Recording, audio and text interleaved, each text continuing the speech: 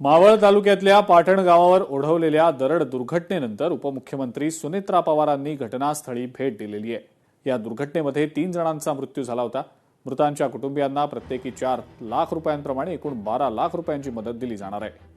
शिवाय घरकुल योजनेतून नवीन घर आणि गावच्या पुनर्वसनाबाबतही सकारात्मक निर्णय घेण्यात येणार असल्याचं उपमुख्यमंत्र्यांनी सांगितलेलं आहे।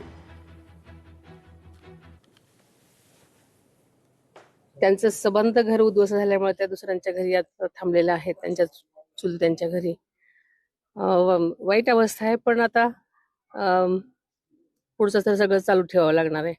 सरकारतर्फे मला वाटतं की प्रत्येक व्यक्तीला 4 लाख रुपये 3 व्यक्ती त्यांच्या घरचे गेलेले आहेत, त्याप्रमाणे 12 लाख आपण सरकारतर्फे त्यांना दिलेले आहेत।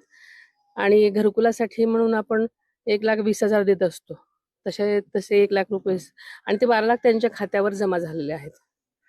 आणि आता 1,20,000 रुपये त्यांच्या घरकुलासाठी म्हणून त्याचंही नियोजन केलेलं आहे।